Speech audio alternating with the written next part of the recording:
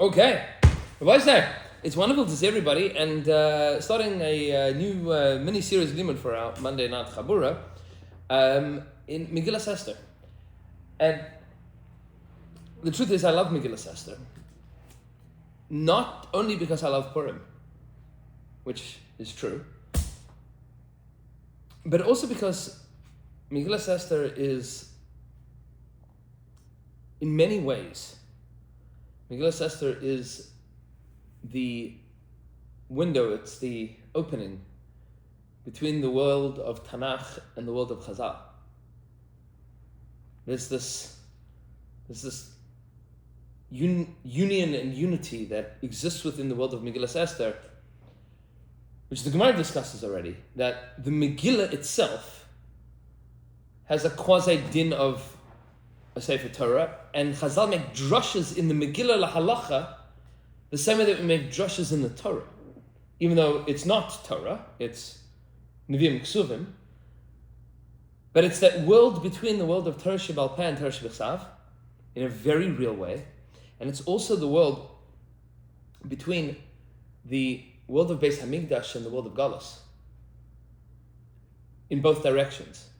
It goes from the world of Beis Hamikdash into the world of Galus, and from the world of Galus back into the world of Beis Hamikdash. This is the coalescence of so many transition points, which I don't need to belabor the point. You've heard it from me many times that this is the world that we're living now. We're living in this radical transition time period that, I mean, the Megillah takes place over many years. We read it depending on who's learning, and 25 to 45, maybe 55 minutes, depending on who's learning. But the Megillah itself takes, 15, 16, 17 years. It's a long story. It doesn't happen instantaneously. And sometimes we have that in our own lives, that we feel like so much is happening and nothing's happening. And then so much, you look at the news right now, and it's a little bit meshuggah to think that, we're coming up to Purim, and here we are back in Persia, right? And then that's just one of the headlines. Correct. And there's a lot to speak about. We did have a good headline today. It's Baruch Hashem. There's a lot to speak about in that. Maybe we'll have an opportunity to speak about as well. But this is the first time in over a decade that there are no Jews that have been stolen in Gaza. Meaning 2014. Right? So, translation, no leverage. Correct. And what happens from here and where this goes is we have a lot to daven. We have a lot to daven, a lot to figure out. But what I want to do in these few shiurim is to talk about the Megillah as a sefer in Tanakh. Meaning, we read this on Purim, but aside from reading on Purim, it's also a sefer.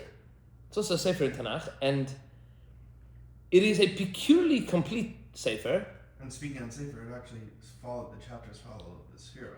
Yes, in many, many ways. Yeah. And we're going to have to figure out a lot, pshat and then drush and remez and side. But just this evening, we're just going to start with pshat. Just a little bit of pshat. Because the truth is, this story begins in an arbitrary place. Meaning, if you ask it's a funny question to ask. Where do you start the story? Now, where do you start any story? Where do you start a story? At the beginning of the story. Well, what's the beginning of the story? The Big Bang, right? What's the big? Where you decide the beginning. Correct. Meaning, this is something we don't take into consideration. Is the beginning of the story was a choice? Yeah. Who wrote the Megillah, by the way? Mordechai and Ester. Mordechai and Ester wrote Megillah Ester, and they wrote it. Gemara says Baruch HaKodesh. The Gemara proves that it was written Baruch HaKodesh. Does that mean Baruch HaKodesh meaning like they wrote it before the events or they wrote it after the events? Meaning they wrote the Baruch HaKodesh. It was inspired writing. Okay. Meaning this wasn't like the editorial decisions were not based on what they say in Yiddish bochsvaris, right? It was like this is a good place to start. This is a good linguistic. Meaning this is inspired writing. This is on the same madrega as Tehillim. Well, that's and where, like the names of Haman that are bolded. Yes. To to like 1940. Yeah. Again, we'll get to the Ramazim and the Drushim and but just in the Pshat is its own text to study, and it begins at the beginning of something which is an arbitrary beginning. Let's just backtrack for a second. Backtracking, the Jewish people came out of Mitzrayim. We'll start from there for a second. We spent 40 years in the Midbar. We entered into Eretz Yisrael. We spent another 370-ish years between the days of Yeshua and the days of David HaMelech, Shlomo HaMelech. Then 410 years of the first Beis HaMikdash. And then 70 years of exile. According to the vast majority of Rishonim, that's where the story takes place. Who destroyed the first Beis HaMikdash? This between first and second? Yes. The vast majority of Rishonim. That's the consensus of is. Between. There are those that argue that maybe it happened at the beginning of the second Temple period. I mean, which is kind of sort of is true, which we'll discuss in a second. But it depends when you count the beginning of the second Beis HaMikdash. But who destroyed the first Beis HaMikdash? Babylonians, right? Nebuchadnezzar Melech Babel, right? Nebuchadnezzar, the king of Babel, he comes in and destroys the first Beis HaMikdash. And the Jewish people are led into Babylonian exile. Of course, only the 2 and a bit southern tribes, right? Yehuda and Binyamin. What happened to the 10 northern tribes? They went with The Syrians, right? With Asher. Yeah, Right? Sancherib Melech Asher, he destroyed the 10 northern tribes already 100 plus years earlier. More than that. 130 years earlier. The 10 northern tribes were gone. Now you have these 2 southern tribes that are living in Eretz Yisrael, that are in the kingdom of Judea. Comes along the Babylonians, destroys the first Beis HaMikdash, and sends the Jewish people into Galus. Now, it was in waves. It didn't happen in one swoop. It was in waves. First they took the kings, and they took the Kalim, and everybody knew that they were in Galus for 70 years. Nobody knew when 70 years started and when it was ending. And Chazal Dorish this already at the beginning of the Megillah over here, that the Megillah begins with the count that Achashverosh has for the 70 years being up. That's already in Chazal. But regardless of that piece of the story, which is not included in the Megillah, the Megillah doesn't start with that. The Megillah doesn't start with the Churban Bayis Rishon. The Megillah starts at a peculiar beginning. The Jewish people, we know, are in Bavel. But Bavel is no longer Bavel. What happens to Bavel? It becomes Persia. all of it? The kingdom. Okay. The kingdom is taken over. The Babylonian kingdom is swallowed up by the Persians. The Persian Medes, the Prasamadai. But it happens with gradations. And background to the story, that's important to understand, is that there is a princess of Babylonia she's a granddaughter of Belshazzar from Sefer Daniel days, great-granddaughter of Nebuchadnezzar himself. And she marries an officer in the Persian army at some point in time. And he becomes very successful. The name of this officer in the Persian army, in the Babylonian army that becomes incredibly successful, his name is Achashverosh. Achashverosh is not royalty. Achashverosh's Rebbetzin is. Her name is Vashti. This is important to know, because without that, the first parak makes no sense. The first parak of Megillas Ester begins with an interesting pasuk. Vayhi b'mei hamelach Achashverosh. Yes? No. Vayhi b'mei Achashverosh. Who? Hamelach Achashverosh. No. Who? Achashverosh. Hamolech, he is ruling, mehodu vad kush, machlokes in the Gemara exactly, but big, Sheva ve'ezra me'er Medina, 127 countries. In this pasuk, the name Achashverosh is said twice. In this pasuk, the first pasuk of the Megillah, he is not called Hamelech Achashverosh. Not once, not twice. Where else in the Megillah is Achashverosh mentioned without saying Hamelech Achashverosh? Trick question, never. Many times it says Hamelech, referring to Achashverosh, referring to Hakadosh Baruch Hu and Drush. We'll talk about that later. But please understand that the very first pasuk of Megillah Ester starts with Vayihi b'mei Achashverosh without the word Melech. Who Achashverosh, not the Melech. From the very first pasuk, the Megillah is telling you something, that we are talking about a story of a man who is not a king. He becomes the ruler. Hamolech mehodu v'ad kush sheva v'esrim me'er Medina. 127 countries, big kingdom. He rises to enormous prominence. Becomes very successful. Bayamim haim in those days. Which days? K'shevas hamelech Achashverosh, when he is now hamelech Achashverosh, when he is now the king. In those days, he is now the king Achashverosh. And where is he sitting? Al kisei malchuso. On his throne. Al kisei malchuso. This is very verbose, right? K'shevas hamelech Achashverosh al kisei malchuso. Asher b'Shushan habira. Where is his throne? In Shushan. No. In Shushan Habira. Always Shushan Habira. Why Shushan Habira? What does Bira mean? It's not a walled city. You're Habira, the capital city. Capital. Why is Shushan always referred to as Shushan, or almost always referred to as Shushan Habira? Because before Achashverosh, it was not. Achashverosh makes a new capital city. Meaning, he takes over the kingdom. He's married to the great-granddaughter of Babylonian aristocracy, nobility. And he takes ownership over the kingdom. Military strategy, very good, waging wars. Strong, charismatic. For those that... passionate to say, there was a movie 300 once upon a time.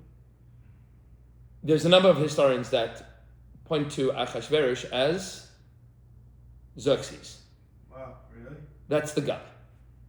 I mean, he's called that a lot of times. Interesting. Correct.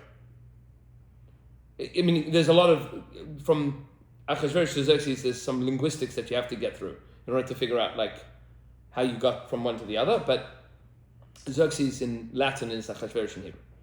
But the same one that went after the Yes. Oh wow, okay. Yeah. Because there's obviously many Xerxes. So. Right. Meaning there are those that argue that Xerxes is one of many, Darius and Cyrus and yeah. But Wow. but historians Wow. pit Achashverosh to Xerxes. So Shushan Abira, he makes his new capital. So now he has taken royalty, he has taken the kingdom, and now he makes his own capital city.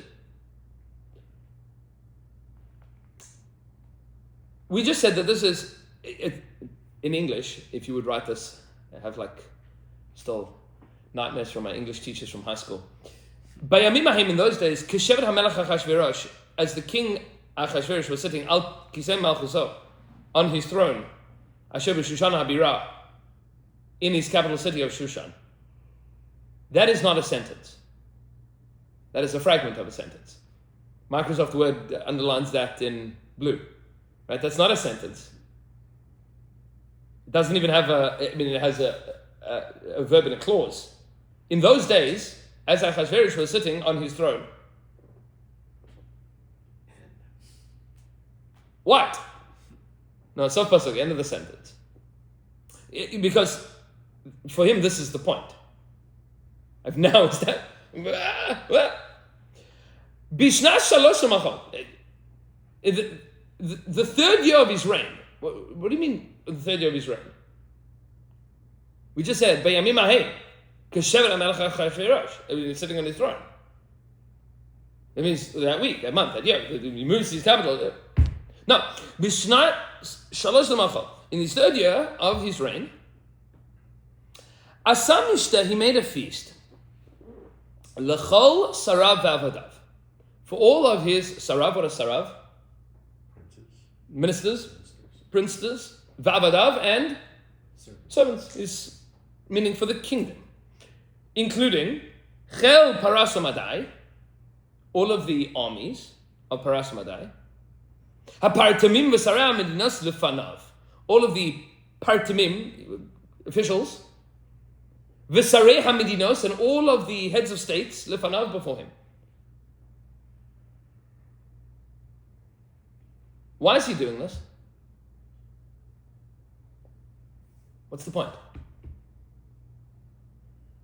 Is it because he stole all of the Caleb from Beis Hamikdash? That's in Drush, we'll get there. Why is he doing this? Politics. What's going on here? Uniting everyone. He's uniting people and Is it declaring that he's the king of all of them? declaring, but more than that. What's he doing? What does he do at this party? Baharaso is Osher Kavod Malchuso. He's showing his immense wealth, but the strangeness of this is Baharaso, as he is showing, meaning as a display of, as Osher, the wealth of Kavod Malchuso. Meaning there's a conflation here between wealth and honor. He's saying, I'm the guy with all of the wealth. And therefore, I am due all of the honor. But also is kvod, is osher, kvod malchusa, the wealth of the honor of his kingdom. Look at me displaying a tremendous amount of wealth. Look at this. Ve'es yikar tiferes gedulaso, and the beauty, the dearness of the splendor of his greatness. Meaning this reeks of opulence. That's why Chazal explained that the Kelim of the Beis Hamikdash, look at my conquests, look at my power, look at my wealth, look at my might, look at my prestige. Yamim Rabim, for many days. How many days? Shmonim u'ma'as yom. What does that mean? Shmonim u'ma'as yom? 180 days. That is 6 months. That's a party. But a party of for what? For what? What is he trying to do here? What's the goal? His one goal. Power. I'm the king. Look at me. I have the wealth, I have prominence, I have power. I am Achashverosh, the guy that is now in charge of this. Where did I get my prestige from? That's a problem. Because she's not around for long. That's a big problem. Because Achashverosh marries into royalty. Meaning he inherits the throne to a certain extent through marriage. His legitimacy to rulership is marriage. So was it not wise to have her killed then? We'll get there. If that. At the end of 180 days, ובמלוא הימים האלה עשה המלך לכל העם נמצא משושן בירה למגדו וכתב משתה 7 ימים בחצר כינס ביתן המלך. At the end of this 180-day party, he makes a super party for another week for the people that are in Shushan. People of his new capital city. Everybody else goes home, all the Medinas, they go back to being whatever they're doing. Special party for the locals. Why? Politics is always local. You have to start with meaning you have to make sure the local people feel good. Right? Look,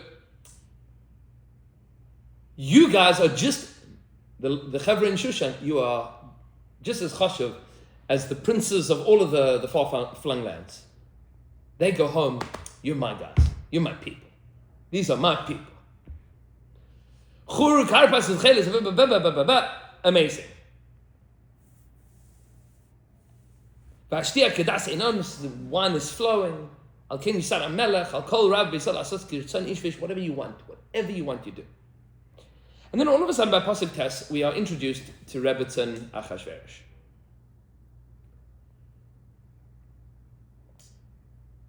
And I want you to be very careful here in how she is referred to by the Megillah. Gam Vashti Hamalka Asasa Mishte Nashim. Also, what's she called? The queen. Vashti Hamalka. Vashti the queen. Asasa Mishte Nashim. She made a party for the women. Beis Hamalchus, in the house of royalty. Who's royalty? Hers, technically. Asher lemelech Achashverosh. Well, the king Meaning, rules over the queen. the king rules over the queen, and he says to her, yeah, you can have a party for the women. Vaibush Mesiba. Right? You have a party for the ladies. You can have a kitchen tea. I'm the king. You, honey, you stay in the kitchen. Because Achashverosh is a chauvinist. And you'll see this over and over again in the next 5 psukim. But not only is he a chauvinist, and Chazal have a lot to say about his particularities in relationships with women. He is trying to prove that he has legitimacy without her. Desperately trying to prove it. He wants to put on display that she is there because of him, not him because of her. So she's having her party with his permission. It's Beis Hamalchus Asher Lamelech Achashverosh. Because remember, she's taken out of her capital city. She's not in her home turf. She's now in his home turf. He's moved the capital city. He has uprooted her from her beginnings. By Yom HaShvi, on the 7th day, Kitov Lev HaMelech Bayayin, when he is already verschnicken and ganzen, he's gone. Amar, he says, Limuman b'zach harbona b'gsav the sarisim hamasharsim es penei hamelech Achashverosh. He says to these 7 fellows, hasarisim. What is sarisim? What is a saris? It's not the same as a sar. No. Samach Reish Yud Samach. Kamar Hashem l'sarisim asher yishmru es risi. It's a passage that we learn in the Haftarah of fast days. A saris, it's not a pleasant word.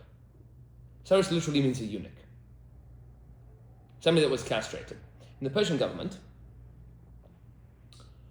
in order to ensure, there were 2 pieces to this, but in order to ensure that people that were involved with royalty didn't get involved with royalty, they were raised as slave boys, castrated at a young age, and then taught to fight, but not to ever get married or have a family.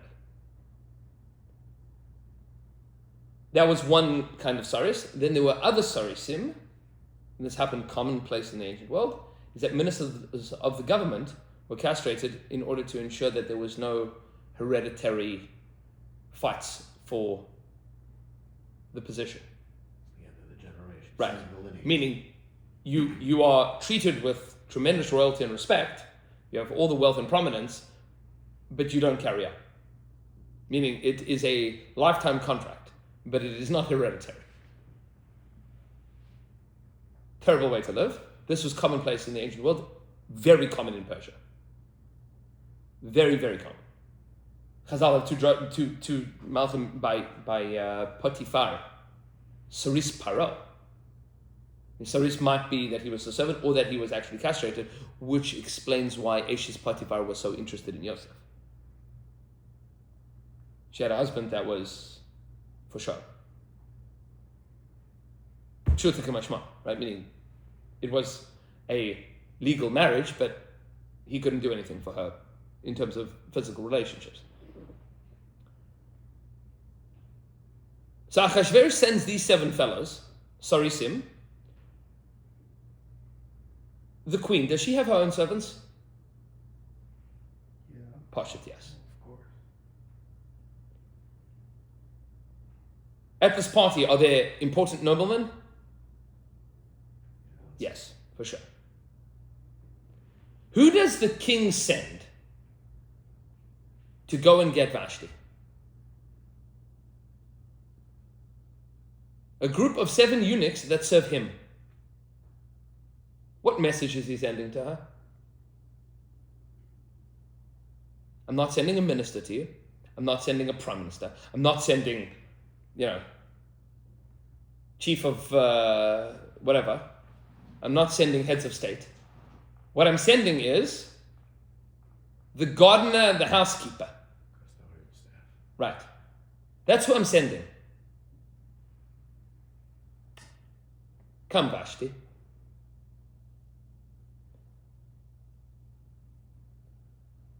Shivasa sarisima mesharsim es pnei hamelech Achashverosh.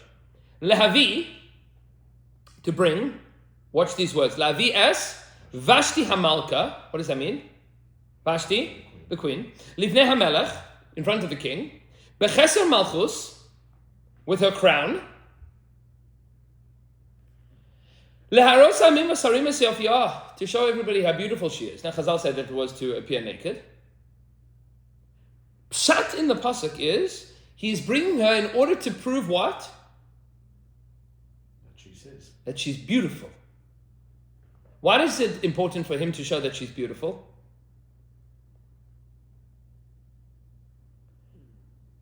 Why did he marry her? Power. What's he trying to say? The reason I married her is because she's gorgeous. He's trying to reduce her from being royalty to being pretty. That's the game here. Because you're trying to cement his own power. This is a power struggle, Shalom Bayis issue. Big time. Big time Shalom Bayis issue. So he's trying to exert his own power, which again is in his head. He has 127 countries, just made a Suda for the last 6 months, but he's paranoid. He's paranoid that people think that the reason that he's the king is because he's married to royalty. So he wants to prove, one, that she is wrapped around his little finger. And that the reason that he married her is not because she's royalty. He doesn't need her. It's because she's really pretty. And she should come wearing her crown. Ki'ilu, I'm giving you the crown. You're only queen because of me. Go and get Vashti Hamalka. Doesn't go as planned. Vetema'in, she refuses. Who refuses? Vashti. No. Hamalka Vashti. Ooh, this is different. He says, go and get Vashti Hamalka. Who refuses to come? Hamalka Vashti. She goes, Bubala. I'm not Vashti who happens to be a queen. I'm the queen who happens to be Vashti. But to ma'in hamalka Vashti, I'm not your little, I'm the queen. I'm royalty. You married me. You're the king because I'm the queen. But to ma'in hamalka Vashti, Vashti, no, hamalka. Lavo bidvar hamelech asher biyad hasarisim, to listen to the king who is sending his eunuchs to fetch her. Vayiktsov hamelech me'od. What does that mean? Vayiktsov hamelech me'od? It's very angry. He gets very angry. So then what's the next 3 words? V'chamasa bara boy. His anger burns in her. Bo. His anger burns in him. So what's the difference between ketzef and chema? What does it mean by ketzef? He was very angry and his anger burnt in him. What's the difference between ketzef and chema? Chema is a stronger term, maybe with less rationale. So ketzef means if you pour a beer, so you have the top of it, the cream at the top, the head at the top, it's ketzef, foam, right? Ketzef is outward.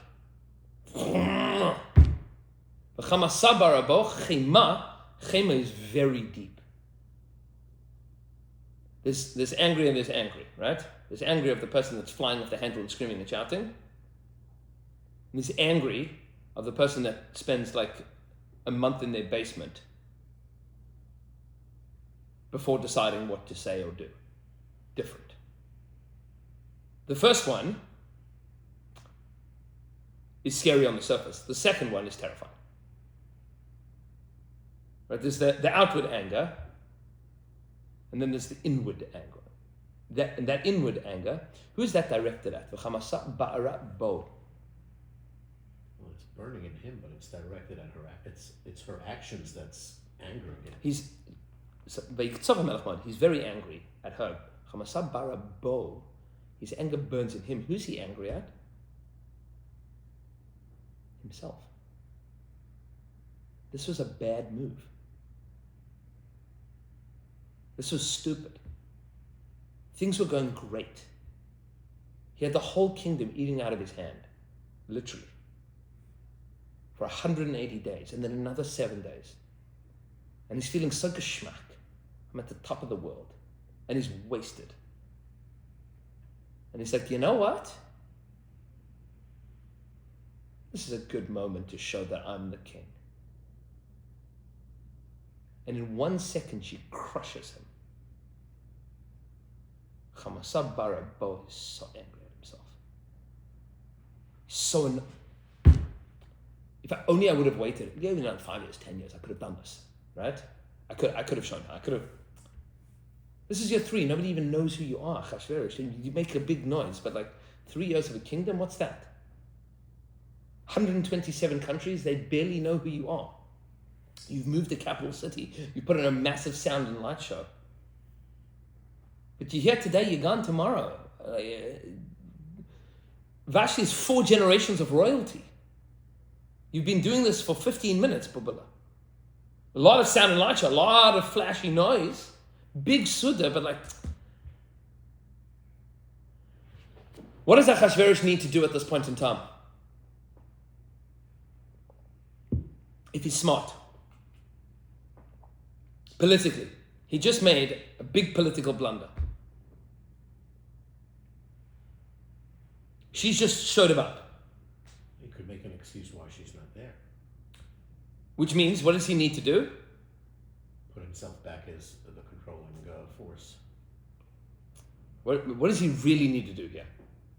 Check his ego. No. Politically, what does he need to do? Internally, he's got lots of avodah to do. What does he politically need to do? Show who's boss. No. Politically, there's an embarrassing political event.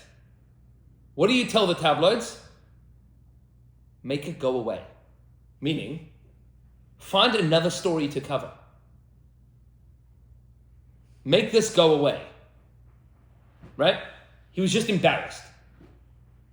But he realizes, I need this to go. Now here's a problem. What's the problem? Is that if he decides, you know what, I forgive her for embarrassing me, so then he's just proven that he's not the Melech. And if he punishes her, she for sure still has supporters. So he's, in theory, got an uprising that might, which by the way in the second parak happens. There is an attempted assassination on Achashverosh's life. Why do you think there's an attempted assassination? Because he took out the queen. Because he's illegitimate. Yeah. He doesn't have legitimacy. He's in trouble. So he can't forgive her because that is terrible for his... And he can't punish her because that's also terrible. So what does he need to do? Downplay this as much as possible. So what does he do? He convenes a Beis Din. It's very much like Trump. Very. There's many things to compare. We'll get there. Many things to compare. Vayomer hamelech lechachamim yodeh ha'itim. So he says to the chachamim, the yodeh ha'itim. What does yodeh ha'itim mean? Are they into the constellations, or they know? Pshat. Yodeh ha'itim. They know the time. They know the times, meaning they know what's trending. The chachamim that understand psychology, sociology, politics, they get it. Meaning, he needs to convene a Beis Din of judges that are very savvy, that are very, very with it here. Because if he makes this a legal proceeding, which he needs to do, he can't make a determination here. Because any determination that he makes him look worse. He needs a group of people to define his infraction and to define her infraction and make the whole thing go away with a bunch of legalese. He needs a boring, protracted, lengthy saga that will bore everyone to tears while he moves on with his life, she moves on with her life, and all of this goes away. He needs a group of people to find ways of making this not a front page story. To find that in section 3, part 2 of book 17, if the king sends the wrong messengers to fetch the queen at a party, that it is appropriate for her to refuse, but not in that way. She should have refused in that way. To make this into constitutional jargon, legal, blah, blah, blah. Lechachamim yodeh ha'itim. Find the people that chap. Ki chein dvar hamelech, that this is the appropriate thing to do. Lifnei kol yodei das vadin. The appropriate thing for the king to do is to approach legal counsel. He's angry at himself. I cornered myself. I'm in trouble. So who is part of his Beis Din? V'hakarov elav. Those that are close to him, in a circle. Chacham yadaitim. They get it. They chap what's going on here. His buddies. His old cronies from once upon a time, back in the army, the guys that get it, the inner circle, the club, the clique, the guys in the WhatsApp group, right? Shivas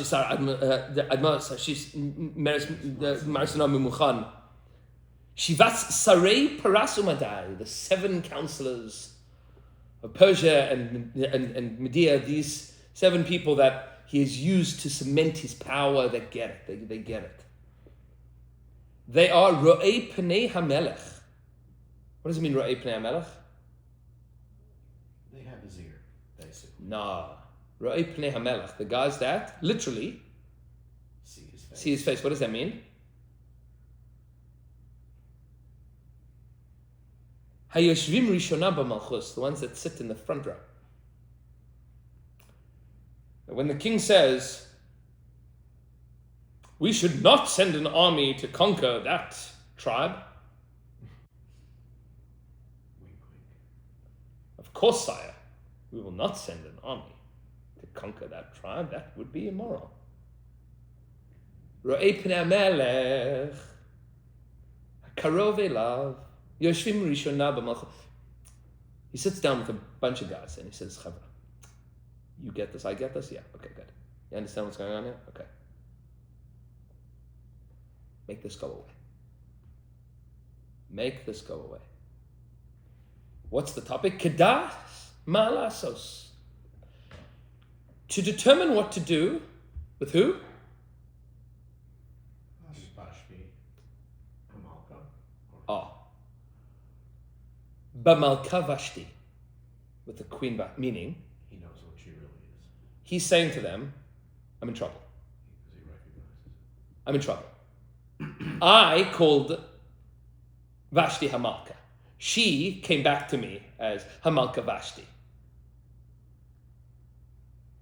I'm up the creek. Politically, this is bad. I'm looking terrible. After this whole thing, I just blew it.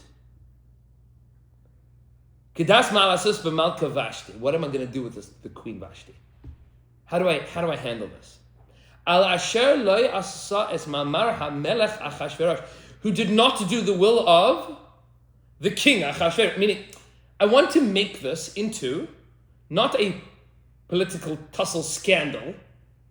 I want to make this what to do with the queen, with royalty that doesn't listen to other royalty. Biyad hasarisim, right? Because I sent this message at the hands of the sarisim. You understand what he's saying here? Chevra, I want to know, I'm appealing to the wise men of the court. What should be done about the royal queen who did not listen to the royal king, who sent a message inappropriately? What's he saying is, I made a mistake. Chatati. I was drunk. I was having a good time.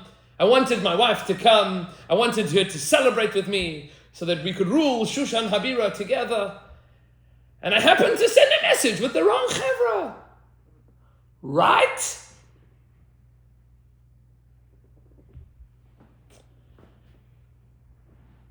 Except, Vayomer Mimuchan. Mimuchan is? We find out later it's Haman. Right now, who is he? One of the 7.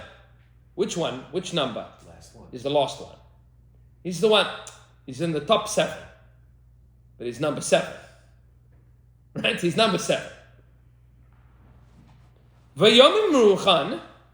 Lifnei hamelech v'asarim, in front of the king, v'asarim, and The other... v'asarim.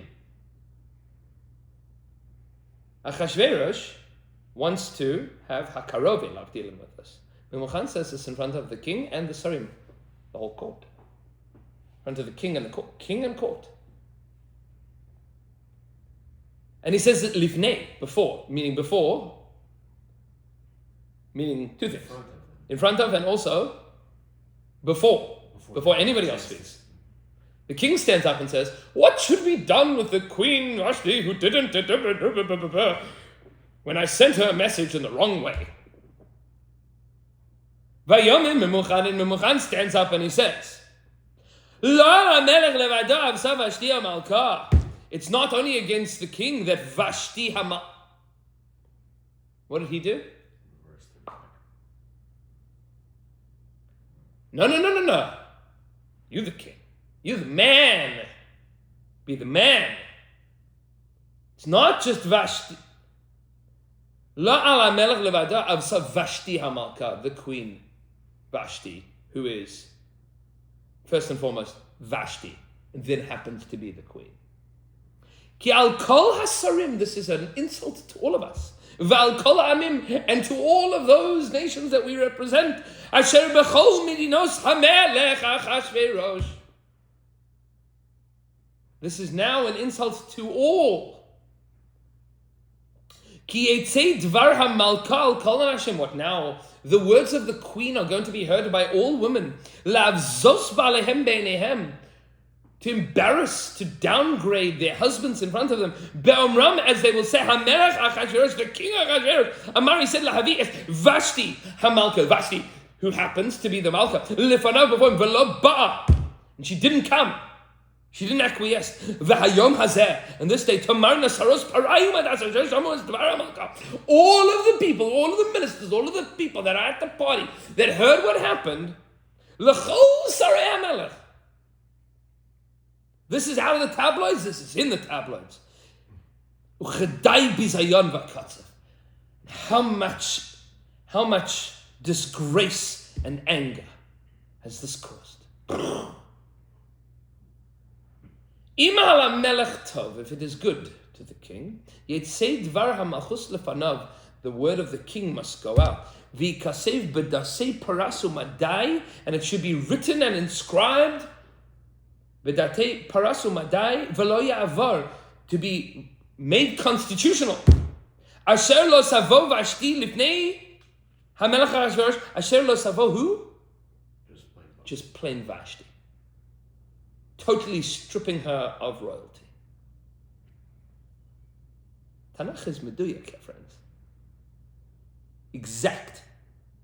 Memuchan says Vashti didn't come lifnei hamelech Ahasuerus. Umalchusa, and the malchus that I have just stripped from her with what I just said, Yitain hamelech, the king should give lirusaha tovat mimena to another woman who is better than her. Meaning, she is only ever queen by dint of the fact that you are king and that you made her the queen.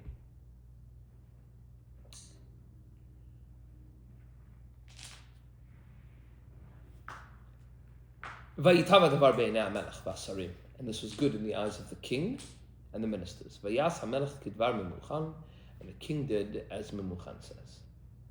Why does he do it? Why does he listen to him? Why does he listen to him? Because it's making it like it's not, I'm not the one doing this. This is what the people are saying should be done. It's not. Does he want this? Why would he not want it? Because he's paranoid. Well, no one else is speaking up against his idea, which means they all go for it. If they all go for it, he has them back in his pocket again. The king has just said, I want this to go away. Memuchan stands up and says, no. And what does he do? He plays into exactly what Ahasuerus is most sensitive about, which is, she has now embarrassed you publicly. She has now inappropriately shown that she doesn't respect your kingship. And Ahasuerus is saying, I'm such an idiot. I should never have done this. Because if something happens to Vashti, it does actually remove my legitimacy to the throne. It means that I'm no longer connected to Babylonian power. I want this to go away and to be made quiet. And Memuchan just blew it up.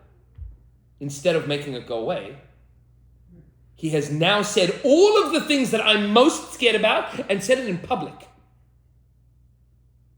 He's making it more about the kingdom, not about the people. Correct. So I'm saying it's not about his not being embarrassed. She embarrassed the kingdom. Correct. When she gets removed, she's no longer representing the kingdom, and he is. 100%.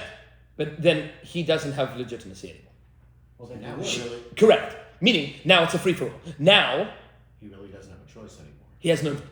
Once Memuchan says this, he has no choice. Memuchan corners Ahasuerus. Absolutely corners him. Meaning, once Memuchan says that she has embarrassed you, because what did he say? He wants to say, I made a mistake, I sent the wrong people to fetch her. Memuchan saying, no, she, meaning Memuchan's telling the truth, right? And Ahasuerus wants this to, shut up, just don't. And my father-in-law all over Shalom used to say, red Yiddish. No one understand what we're saying. Right?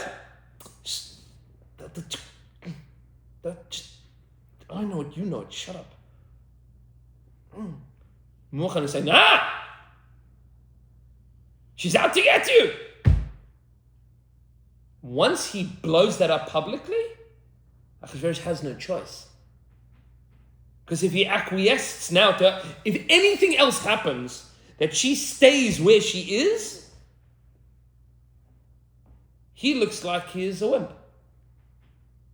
Meaning once Memuchan frames it this way, he has no way out. He's cornered, he's stuck. Meaning he can't backtrack on this now. So what, Memuchan's an idiot? Why does he do this? Why does Memuchan do this? He wants a little bit of that power too.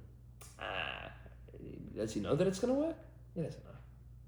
So Chazal, the Medrash says three things. So Memuchan had it out for Vashti. Why? One of three reasons. Either, at one point in time, She objected. she gave him a patch, made him feel bad. Or, Memuchan didn't invite, Vashti didn't invite Memuchan's Rebbetzin to the Mishnah. She was insulted. Or, third option, Memuchan had a daughter and wanted to get her in line to be queen. What happened to all of these things? Nothing happened, right? Meaning, yeah, all of these are narishkat. It's all narishkat, meaning, well, because you got told off by the queen once? Okay, no, bubula. Yeah, you work in the government, right? The first lady isn't going to yell at you from time to time. She's going to yell at you from time to time. That's how it goes. Who doesn't get yelled at? What, your wife wasn't invited? Why wasn't she invited? I don't know. There were 6 seats. She was number 7. She didn't get to sit at the table. Yeah. What happened to the daughter? She ran off with a boy in college. I don't know. However, this whole story, Tanakh is telling us the story here. Why? Because the rest of this, remember, this is Megillas Ester. We megala that which is hidden. The story begins here because we are setting, this is the beginning of setting the stage of Esther stepping into the return of the Jewish people to build the Beis HaMikdash. Because if not for this, Esther doesn't become the queen. And if Esther doesn't become the queen, who is the son of Achashverosh and Esther?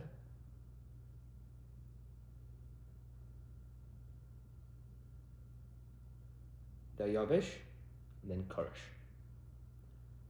who gives permission to the Jewish people to build the second Beit HaMikdash. That's the story. This is setting the stage. You understand, because of a king with a fickle ego and a minister whose wife didn't get along with Vashti. See how Kadosh Baruch Hu is playing? Come now. Megillah says this is the whole of life. Can you start unraveling it? Can you see how all of these things are started? There's a din Megillah Ester. Hakarias Megillah Mafreya Lo Yatze. If you read the Megillah out of order, you're not Yatze. The Baal Shem HaKadosh would explain. Because if you start from the end and you go, you can see Yad Hashem if you start at the end of the story and you backtrack. That's easy. Now the point is to be Megala that Hashem is there from the beginning. You need to be able to see that HaKadosh Baruch Hu is involved in this from the top. And Hashem's name is not mentioned. He is hidden between all of that all of these events are coalescing to something. And can you see it? Can you notice it? Can you realize it? And what I just explained now is the shit of the Gra and the shit of the Malbim. I learned this once from Mashgiach of Kerem Yavne, Ravram Rivlin. That all of this story, this whole story, that all seems ridiculous. A fight between a king and a queen. And no. This is the transition of power from Babylon to Persia, and from Persia back to Baisheni. This is the story of Galus and Geula, or Geula to Galus to Geula again. And these details are all part of the story. And if you medayik in the words, you see it. Malka Vashti, Malka. And who is first and who is second? And where's Achashverosh? And Hamelech Achashverosh? And who is Hamelech? And the whole story is HaKadosh Baruch Hu embedded in history. Now, most of the time, we're just waiting to go, Haman! And that's if people are still sober. But if you read the story carefully, Chavra, this is life. Megillas Esther is not just a limud on what happened.